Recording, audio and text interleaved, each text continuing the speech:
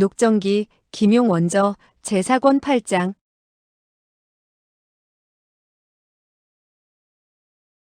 8.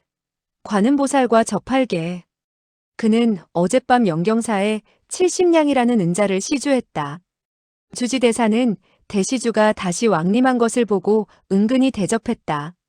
객실에서 위소보는 한 손으로 턱을 고인 채 생각했다. 노항야를 만나보기는 보았다. 원래 그는 조금도 늙지 않았지만 매우 위험한 처지에 놓여 있구나.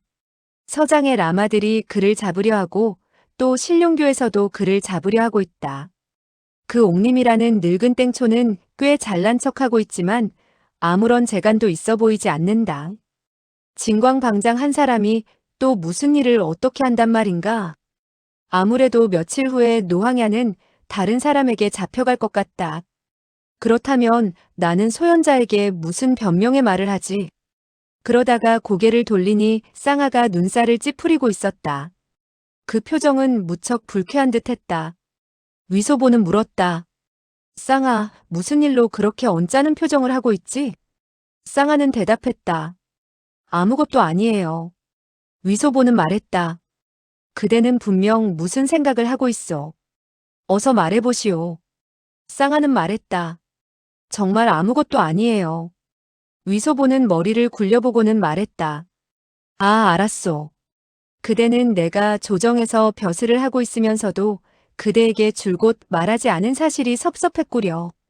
쌍아는 눈가를 붉히며 입을 열었다.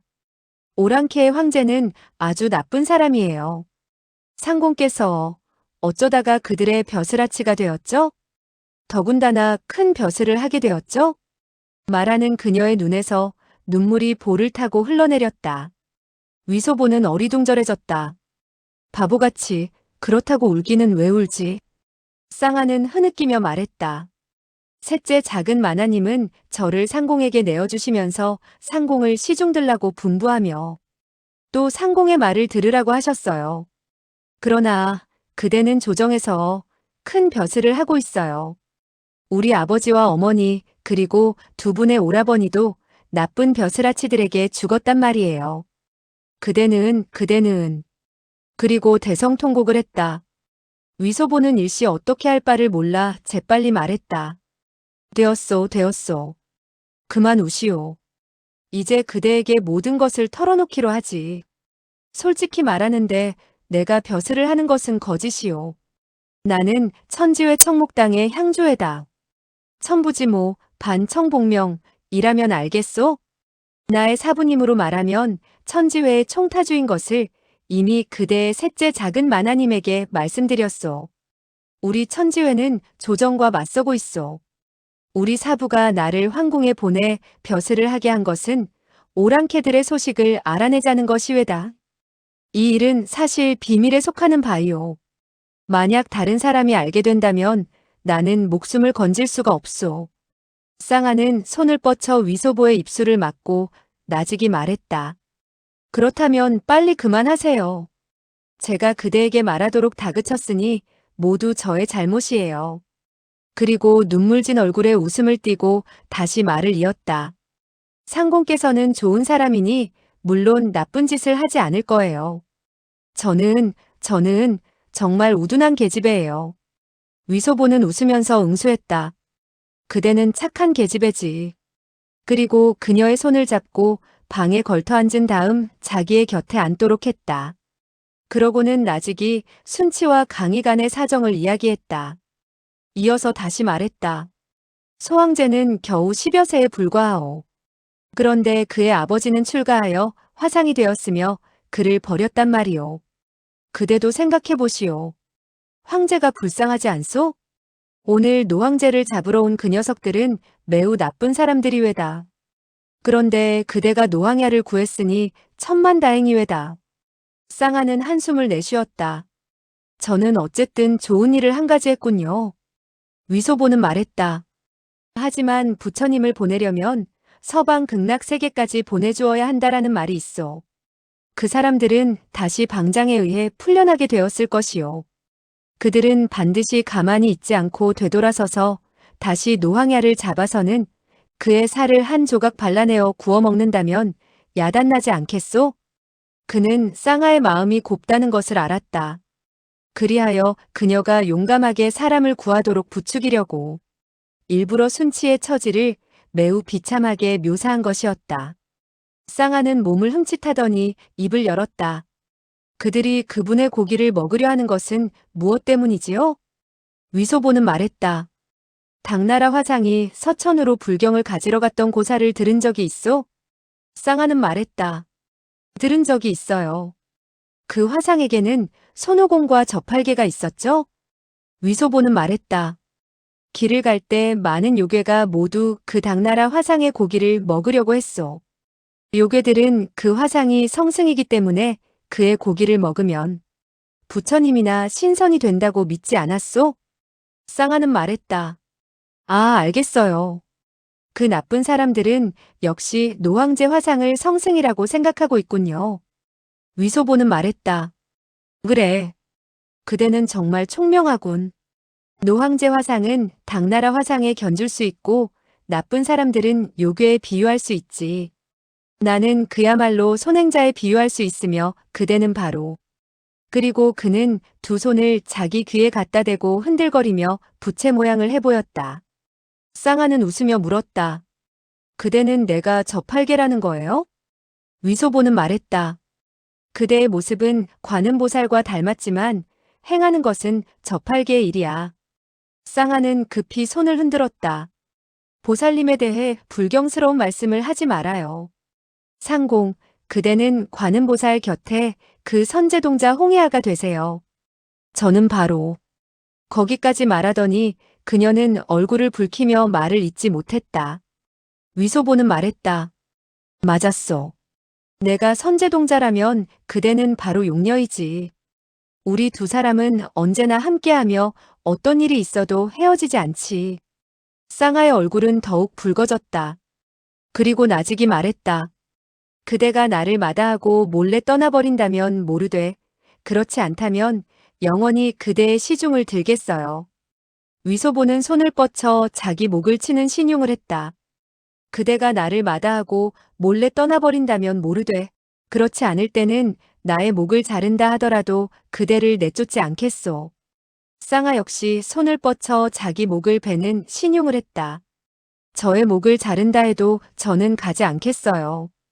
두 사람은 동시에 깔깔 소리내어 웃었다. 쌍아는 위소보를 따르게 된 이후 주복의 관계를 매우 엄격히 지켰으며 좀처럼 농담을 하지 않았다. 이때는 위소보가 진상을 토로하는 것을 듣고 속으로 흐뭇해져 농담까지 한 것이었다. 두 사람이 이와 같이 웃고 떠들게 되자 감정은 더욱 깊어졌다. 위소보는 말했다. 좋아, 우리는 이제 모든 사정을 털어놓게 되었소. 그런데 무슨 방법으로 당나라 화상을 구하지? 쌍아는 웃으며 말했다. 당나라 화상을 구하는 방법은 제천대성이 생각해내는 것이 아니겠어요? 저팔계는 그저 따를 뿐이에요. 위소보는 웃었다. 저팔계가 정말 그대처럼 예뻤더라면 당나라 화상도 출가하여 화상이 되지 않았을걸? 쌍아는 물었다. 그건 무엇 때문이죠? 위소보는 말했다. 당나라 화상은 물론 저팔계를 마누라로 삼게 되는 것이지. 쌍아는 훗하고 웃으며 입을 열었다. 저팔계는 돼지요정이 아니에요? 누가 그를 마누라로 맞아들이겠어요? 위소보는 그녀의 말에 갑자기 인삼복령저가 되었던 목건병을 상기했다. 그녀와 방인은 지금쯤 어디에 있는지 평안한지 궁금해졌다.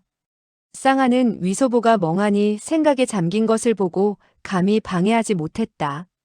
잠시 후 위소보는 입을 열었다. 무슨 방법을 강구해서라도 나쁜 사람들이 노황야를 잡아가지 못하도록 해야지. 쌍아, 예를 들어 한 가지 보물을 두고 많은 도적이 훔치려 하는데 우리는 무슨 방법을 써서 그 도적들이 훔치지 못하게 하지? 쌍아는 말했다. 도적들이 보물을 훔치려는 것을 발견했을 때 모두 잡아버리면 되죠? 위소보는 고개를 가로저었다. 도적이 너무 많아 다 잡을 수가 없으니 우리도 도적이 되어야겠어. 쌍아는 물었다. 우리들이 도적이 된다고요? 위소보는 말했다. 맞았어. 우리가 선수를 써서 그 보물을 훔쳐 손에 넣는다면 다른 도적들은 훔칠 수 없게 될 것이 아니겠소? 쌍아는 손뼉을 치며 웃었다. 알겠어요. 우리가 가서 노황제 화상을 잡아요. 위소보는 고개를 끄덕였다. 바로 그것이야. 쇳불도 당김에 빼랬다고 즉시 떠나기로 합시다. 두 사람은 청량사 밖에 이르렀다. 위소보는 말했다. 날이 아직 어둡지 않으니 물건을 훔치거나 화상을 훔치는 데는 저녁까지 기다려야겠어. 그리하여 두 사람은 숲속에 숨었다. 오랫동안 기다려 날이 어두워지자 온 산이 차츰 어둠에 휩싸였고 사위가 조용해졌다. 위소보는 나직이 말했다. 절 안에는 방장 한 사람만이 무공을 알고 있어. 그러나 그는 조금 전 싸울 때 상처를 입었으니 반드시 누워 쉬고 있을 것이요. 그대가 가서 그 뚱뚱하고 큰 화상인 행전의 혈도를 짚어 쓰러뜨리면 우리는 노황야 화상을 훔쳐낼 수 있을 것이요. 그러나 행전의 힘이 엄청나고 황금저로 때릴 때 대단히 무서우니 반드시 조심해야 하오. 쌍아는 고개를 끄덕이며 네 하고 대답했다. 조용히 귀를 기울였다. 사방에는 아무런 인기척도 없었다. 두 사람은 가만히 담장을 뛰어넘어 곧장 순치가 좌선하고 있는 승방 밖에 이르렀다. 판자문은 이미 닫혀 있었다. 그 문짝은 낮에 발길질에 망가졌으나 고치지 못한 모양으로 그저 그렇게 세워져 바람을 막고 있었다. 쌍아는 벽을 따라 다가가 문짝을 왼쪽으로 잡아당겼다. 그러자 누런 금빛이 번쩍하면서 휙하는 소리와 함께 황금저가 빈틈으로 뻗어나왔다. 쌍아는 황금저가 뒤로 물러나는 틈을 타 재빨리 안으로 뛰어들어 손가락을 뻗쳐 행전의 가슴팍 요혈을 2번이나 찔렀다. 그러고는 나직이 말했다. 정말 미안해요. 그리고 두 손을 들어 행전의 손에 들린 황금저를 안았다. 행전은 혈도를 제압당하자 몸뚱이가 천천히 옆으로 쓰러졌다. 이 황금저는 무게가 100여 근이나 되었는데 쌍아가 얼싸앉지 않았다면 행전의 발가락을 다칠 판이었다. 이때 위소보가 따라 들어가 문짝을 바로 세웠다. 승방은 무척 좁았다. 어둠 속이었지만 어렴풋이 누군가 방석 위에 앉아있는 것이 보였다. 위소보는 행치가 순치 황제라는 사실을 짐작하고 즉시 꿇어 엎드려 큰 절을 올렸다. 소신 위소보는 바로 낮에 어가를 뵌 사람입니다. 노황야께서는 놀라거나 당황해하지 마십시오. 행치는 아무 소리도 하지 않았다. 위소보는 다시 말했다. 노황야께서 이곳에서 수양을 하고 계신 것은 무척 좋은 일입니다만 밖에 많은 사람이 노황야를 잡아 불순한 행동을 하려 하고 있습니다. 소신은 노황야를 보호하여 다른 안전하고 은밀한 곳으로 모셔갈까 합니다. 그렇게 된다면 나쁜 자들은 잡을래야 잡을 수 없을 것입니다. 행치는 여전히 대답하지 않았다. 위소보는 말했다. 그렇다면 노황야께서는 소신을 따라 함께 나가시지요. 잠시 기다렸으나 그는 가부좌를 틀고 앉아 꼼짝도 하지 않았다.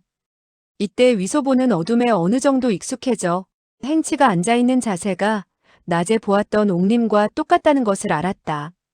행치가 정말 입정한 것인지 아니면 자기를 아랑곳하지 않는 것인지 알 수가 없어 말했다. 노황야의 신부는 이미 누설되었습니다. 청량사에는 보호할 만한 사람이 없습니다. 한때 적은 떠나갔지만 또다시 들이닥치게 될 것입니다. 노황야께서는 결국 그들에게 잡혀가게 되겠지요. 그러니 역시 다른 조용한 곳으로 가서 수양을 하도록 하십시오. 행치는 여전히 대답하지 않았다. 행전이 갑자기 말했다. 그대들 두 어린 사람은 좋은 사람이지. 낮에 우리를 구해줘서 다행이야. 우리 사형께서는 좌선하시면 남과 이야기를 하지 않아요. 그대는 우리 사형을 어디로 가자는 것이지?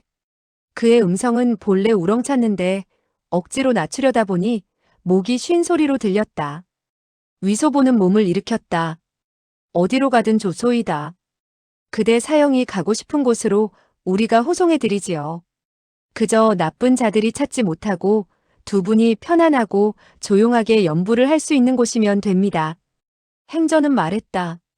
우리는 연부를 하지 않는다네. 위소보는 말했다. 조토이다. 연부를 하지 않는다면 하지 않는 것으로 합시다. 쌍아, 그대는 빨리 이 대사의 혈도를 풀어드리도록 하시오.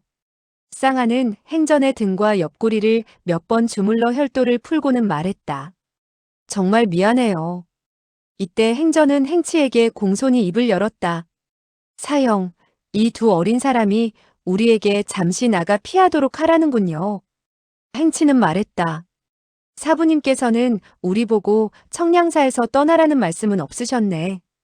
그 음성은 무척 맑고 낭랑했다. 위소보는 이때서야 그가 직접 말하는 소리를 들었다. 행전은 말했다. 적이 재차 대고 공격해 온다면 이 두 어린애는 감당할 수 없을 것입니다. 행치는 말했다. 모든 것은 마음에서 생기는 것일세. 위험하다면 천하 어디든 위험한 곳일세. 마음속이 편안하다면 세상 일이 모두 편안한 것이지. 낮에 그대는 많은 사람을 살상해서 큰 죄를 지었네. 이후에는 어떠한 일이 있더라도 쓸데없이 화를 내지 않도록 하게. 행전은 잠시 어리둥절하더니 말했다. 사형의 지적이 옳습니다. 그러고는 고개를 돌려 위소보에게 말했다. 사형은 떠나려 하지 않는구려. 그대들도 들었겠지? 위소보는 눈살을 찌푸렸다. 만약 적이 와서 그대의 사형을 잡아 한 칼에 살을 발라낸다면 어떻게 하시겠소? 행전은 말했다. 이 세상에 죽지 않는 사람이 어디 있는가.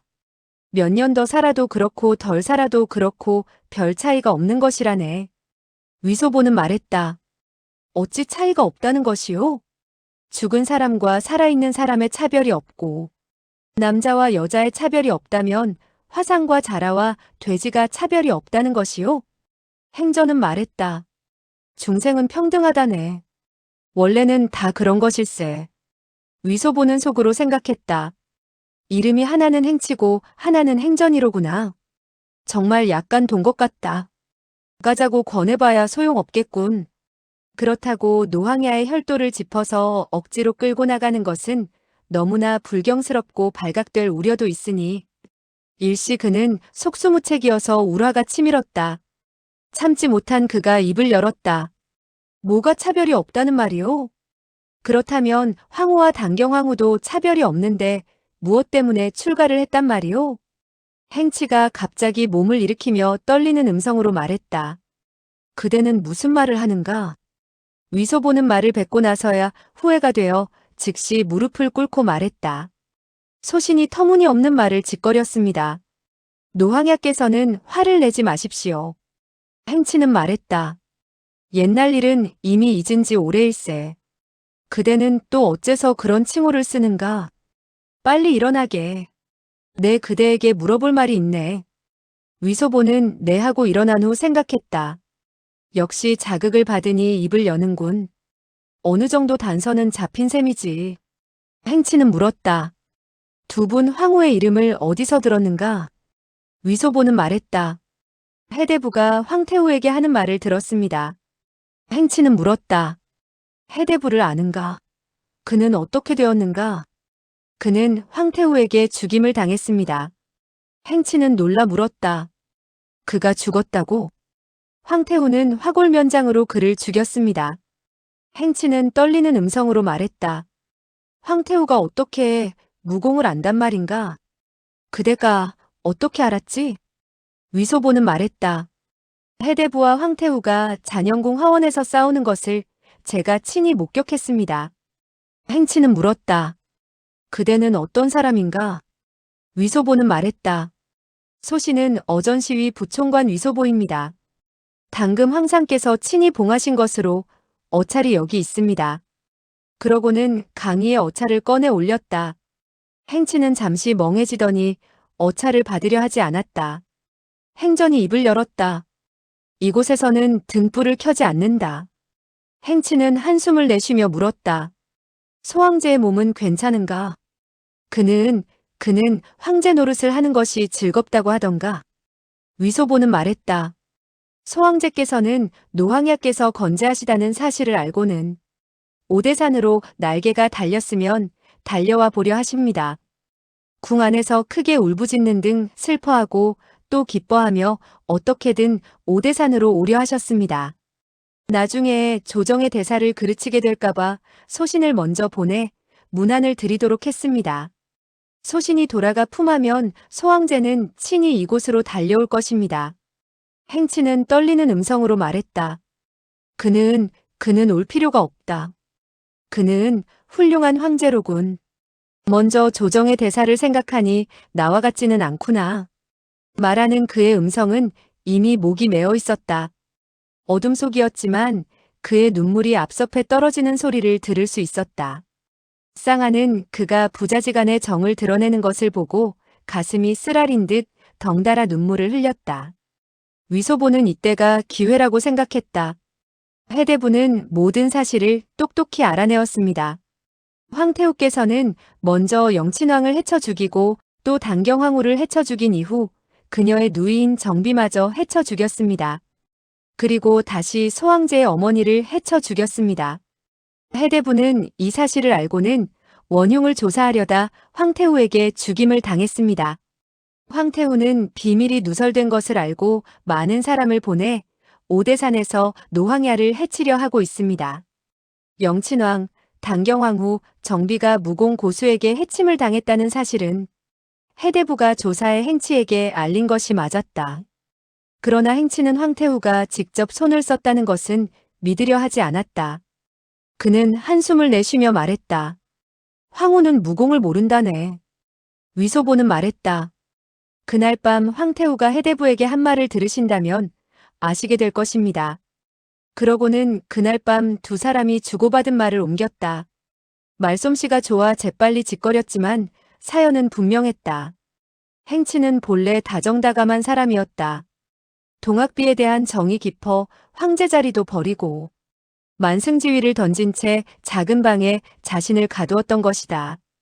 수년 동안 참선했으나 동학비의 모습은 마음속 깊이 박혀 있었다. 위소보가 그 이름을 들먹이자 불법과 도리는 순식간에 사라졌다. 황태후의 말을 전해 듣자 슬픔과 분노가 얽혀 가슴이 터질 것만 같았다. 위소보는 다시 말했다. 황태후는 내친김에 노황야를 해치고 소황제까지 해하려 합니다. 그녀는 단경황후의 무덤을 파헤치려 할 뿐만 아니라 천하에 알린 단경황후록을 태워 없애려 합니다. 그 어록에 실린 말은 모두 개방귀 같은 소리라고 했으며 어느 집안이든 한 권이라도 숨기고 있다면 가산을 몰수하고 목을 자르겠다고 했습니다. 이것은 위소보가 날조한 것이었으나 행치의 상처를 건드리기에 충분했다. 그는 발끈하여 무릎을 탁 치며 호통을 쳤다. 그 계집이.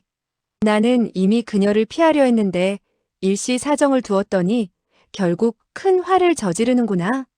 순치는 과거 황후를 패하고 동학비를 세우려 했으나 황태후의 극력 저지로 미루었던 적이 있었다. 위소보는 말했다. 노황야께서는 세상 일을 간파하시고 생사에 차별을 두지 않으시지만 소황제는 죽을 수 없으며 단경황후의 무덤은 파헤칠 수 없습니다. 어록도 불살라 없앨 수는 없습니다. 행치는 말했다. 맞았네. 그대의 말이 무척 옳아. 위소보는 말했다. 그렇기에 우리는 반드시 나가 잠시 피해야 합니다. 그래야 황태후의 독수에서 벗어날 수 있습니다. 그녀가 첫 번째 일을 성공시키지 못한다면 두 번째, 세 번째 일은 감히 도모하지 못할 것입니다. 순치는 24살에 출가해 이때 겨우 30 남짓이었다. 본래 성질이 급하고 노여움이 대단했다. 강인은 부친보다 영리하여 관계를 잘 간파했지만 행치는 위소보의 날조된 말을 그대로 믿었다. 행치는 큰 소리로 말했다. 다행히 자네가 있어 간파했군. 그렇지 않았더라면 큰일을 그르칠 뻔했네. 사제, 우리는 빨리 나가도록 하세. 행전은 내하고 황금절을 들고 판자문을 열어젖혔다. 그런데 문 앞에 한 사람이 서 있었다. 그대들은 어디로 가려 하는가? 행전은 깜짝 놀라 합장하며 불렀다. 사부님. 행치 역시 불렀다. 사부님. 원래 그 사람은 옥님이었다. 그는 천천히 입을 열었다. 너희들이 하는 소리를 모두 들었다네. 위소보는 속으로 비명을 질렀다. 제기랄, 일이 또 꼬였구나. 옥님은 부드럽게 말했다. 세상에 원하는 해소해야지. 피하기만 하면 끝나지 않네. 업이 몸에 따르면 종신업보로 남는 것이니라. 행치는 땅바닥에 엎드리며 말했다. 사부님의 가르침이 옳습니다. 깨달았습니다. 옥님은 말했다. 그리 쉽게 깨닫지는 못했을 것이니라. 옛 처가 그대를 찾고자 한다면 찾아오게 하게나. 부처님께서는 중생구제를 근본으로 삼지 않는가. 그녀가 그대를 죽이고 싶어 한다면 스스로 반성할 여지가 있네. 그대가 피한다면 업보는 남게 될 것이고 사람을 보내 그녀를 죽인다면 업보는 더욱 무거워질 뿐일세. 행치는 떨리는 음성으로 대답했다. 네. 위소보는 속으로 욕을 퍼부었다. 이 땡초 같으니. 내가 당신을 욕하고 죽여도 가만히 있겠단 말이오? 이때 옥님은 계속해서 말했다. 서장 라마들이 그대를 잡으려는 것은 그들이 죄를 짓는 것이지. 그들은 그대를 인질로 삼아 황제를 위협하려는 것이니 못된 짓을 하게 내버려 둘 순 없지. 이곳은 머물 수 없으니 나를 따라 뒤쪽의 작은 절간으로 가자꾸나. 위소보는 속으로 생각했다. 소황제가 준 황마궤를 입어보지도 못했는데 이번 일을 망치면 거두어 갈지도 몰라. 따라가야겠어. 그는 쌍아와 함께 뒤를 따랐다. 옥님은 방석 위에 앉아 눈을 감았고 행치와 행전도 그 곁에 앉았다. 옥님과 행치는 합장한 채 꼼짝도 하지 않았다. 행전은 천장을 보다가 눈을 감았으나 옆에 둔 황금절을 만져보며 잃어버릴까 걱정하는 듯했다. 위소보는 쌍아에게 얄궂은 표정을 지어 보이고 옆에 앉았다. 위소보는 원숭이처럼 활발한 성격이라 꼼짝 않고 앉아있는 것이 고역이었다. 그러나 노항야 곁이라 떠날 수도 없었다. 그는 이리저리 비틀거리다 쌍아의 손바닥을 간지럽혔다. 쌍아는 웃음을 참으며 옥님과 행치를 가리켰다. 그렇게 한참이 지나자 위소보에게 꾀가 떠올랐다. 노항야가 화상 흉내를 낸다지만 대소변까지 참을 수는 없겠지. 그가 뒷간에 갈 때 교묘한 말로 속여 도망치게 해야겠다. 계책이 서자 그는 비로소 마음이 안정되었다. 사방이 쥐죽은 듯한데 갑자기 멀리서 많은 사람의 발걸음 소리가 들렸다. 처음에는 똑똑히 들리지 않았으나 나중에는 발걸음 소리가 더욱 가깝게 들려왔다. 한때의 사람들이 청량사로 달려오는 모양이었다. 행전의 얼굴 근육이 몇 번 부르르 떨렸다. 곧이어 그는 손을 뻗쳐 황금절을 잡고는 눈을 떴다. 옥님과 행치가 여전히 앉은 채 꼼짝하지 않는 것을 보고 주저하더니 황금절을 내려놓고 다시 눈을 감았다. 이때 그 한때의 사람들은 청량사 안으로 달려들어간 듯 시끄럽게 떠들어대는데 한참 동안 그 소리가 끊이지 않았다. 위소보는 생각했다.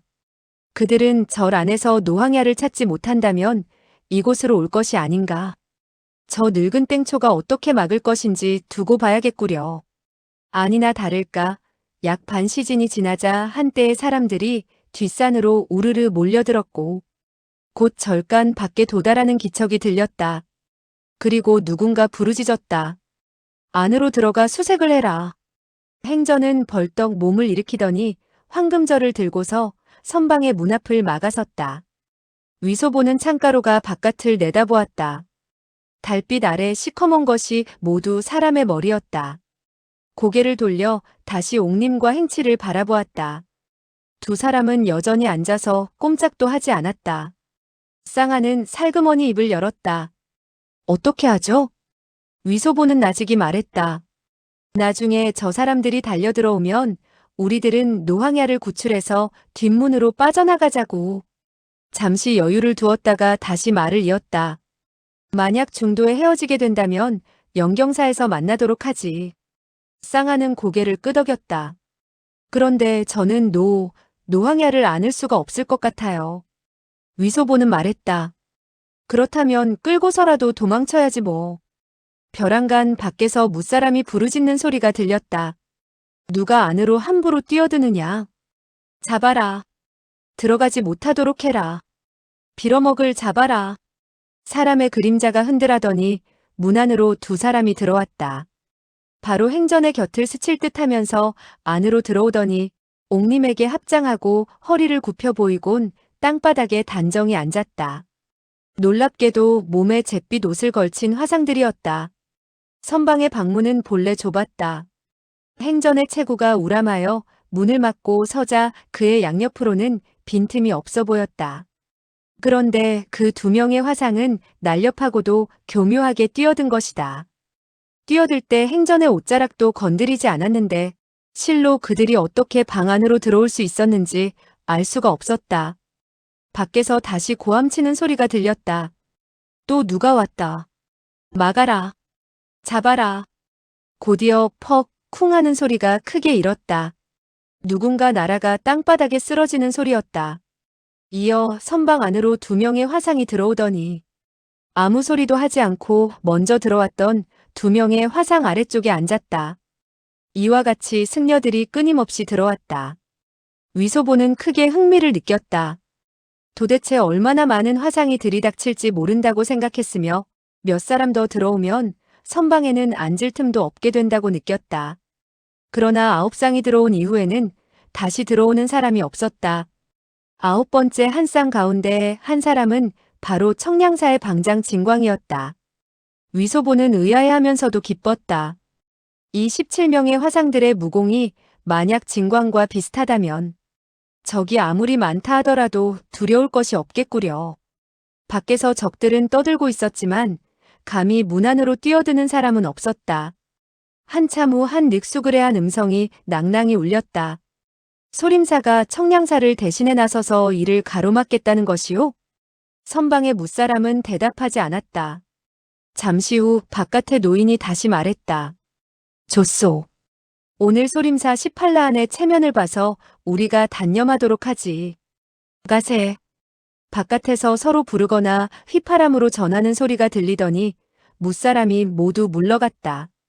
위소보는 18명의 승려를 살펴보았다. 6, 70세의 노승부터 30세 정도의 젊은 승려까지 다양했다. 키가 크거나 작은 사람, 준수하거나 추하게 생긴 사람도 있었다. 그러나 승포 자락 안이 불룩하게 붉어져 있는 것을 보면 무기를 지니고 있는 듯 했다. 위소보는 생각했다. 이 사람들이 소림사의 18라한이로군. 그렇다면 진광 방장 역시 그중 한 사람이었어. 옥님 늙은 땡초가 믿는 구석이 있다더니 원래 무서운 협조자들을 구해 어가를 보호하고 있었구나. 이 화상들이 이곳에 앉아 입정을 하게 된다면 언제 끝날지 모르니 나는 위소보가 그만 위노보가 되기 전에 떠나야겠어. 그는 몸을 일으켜 행치 앞으로 나아가 무릎을 꿇고 말했다. 대화상 소림사의 18라한께서 보호하고 계시니 대화상께서는 태산처럼 안전하게 되었습니다. 저는 곧 돌아가겠습니다. 노황의 어르신께서는 분부하실 일이 없는지요? 행치는 눈을 뜨더니 빙그레 웃었다. 수고했네. 돌아가서 그대 주군에게 전하게. 오대산으로 올라와 나의 수양을 방해하지 말라고 말일세. 설사 온다 해도 나는 반드시 만나보지 않겠다고 하게나. 그리고 그에게 천하를 태평하게 하려면 세금을 더 이상 부과하지 말라고 전하게. 반드시 이 한마디를 기억하도록 하게. 그가 이 한마디를 행하게 된다면 바로 나에게 잘 대하는 것이고 나는 속으로 기뻐할 것이라네. 위소보가 대답했다. 네. 행치는 품속에서 조그만 보따리를 하나 꺼내더니 입을 열었다. 이 한 권의 경서는 주군에게 갖다 드리게. 그리고 천하의 일은 순순히 받아들여야지 억지로 강요할 것은 없다고 전하게. 중원의 창생들을 위해 복을 만들어준다면 더할 나위 없이 좋은 일이네. 만약 백성들이 떠나라면 우리는 왔던 곳으로 되돌아가는 것이네. 그리고 그는 조그만 보따리를 가볍게 한번 쳤다. 위소보는 도홍령의 말이 떠올라 생각했다. 혹시 42장경이 아닐까? 행치가 보따리를 내밀자 위소보는 두 손으로 받았다. 행치는 가보게라고 말했고 위소보가 엎드려 절을 하자 시주는 어서 일어나시게라며 만류했다. 위소보는 몸을 일으켜 방문 쪽으로 걸어갔다. 갑자기 어릴 때의 짓궂은 생각이 떠올라 옥님에게 고개를 돌렸다.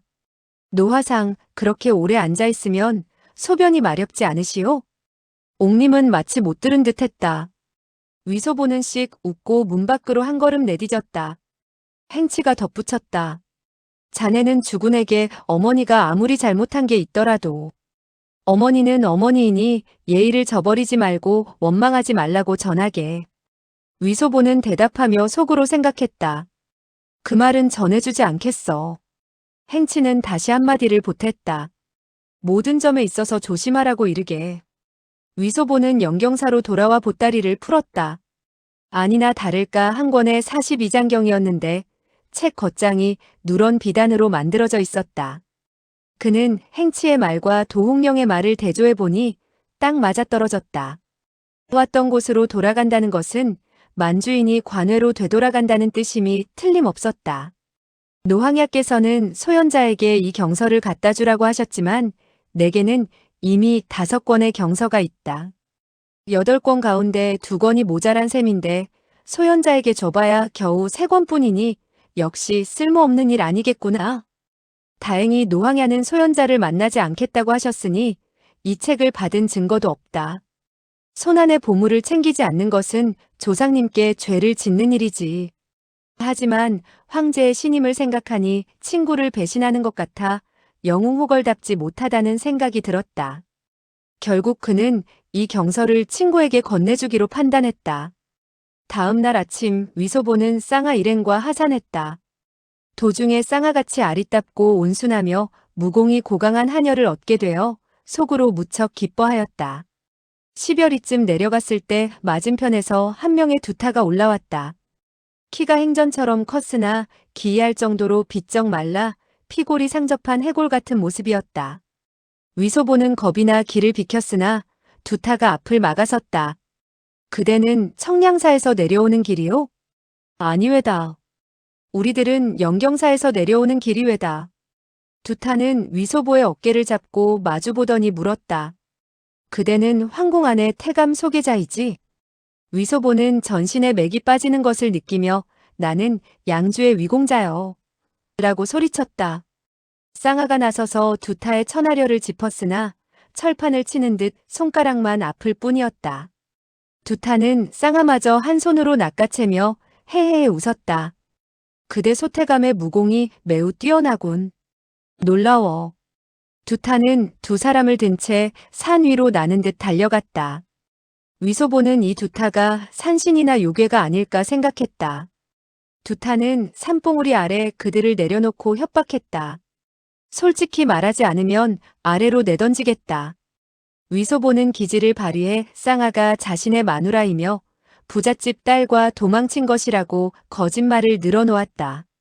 두타는 쌍아가 여자임을 확인하고는 반신반의하며 그들을 놓아주려다 위소보가 사용한 무공초식에서 신룡도의 금나수법을 발견하고 다시 다그쳤다. 위소보는 소현자와 대결하며 배운 무공을 뚱보 아주머니 유연에게 배웠다며 옥님과 두타를 비꼬는 욕을 섞어 둘러댔다. 두타는 유연이 죽은 줄도 모르고 위소보의 말을 믿는 듯했다. 그러다 두타가 위소보의 품을 뒤져 42장경을 찾아냈다. 42장경이다. 어디서 난 것이냐? 위소보가 대답을 망설이는 사이 산비탈 위로 잿빛 옷을 입은 승려들이 나타났다. 소림사 18라한이었다. 위소보는 속으로 쾌재를 불렀다. 이 도적 같은 두타야. 이제 18라한을 당해내지 못할 것이구려. 두타는 다가오는 승려들을 보고 돌아가라. 고 소리쳤으나 노승 한 명이 다가와 합장하며 물었다. 부대사는 요동의 반존자이시오? 허공에 매달려 있던 위소보는 비쩍 마른 그에게 뚱뚱한 존자라는 이름이 붙은 것을 듣자 참지 못하고 웃음을 터뜨렸다.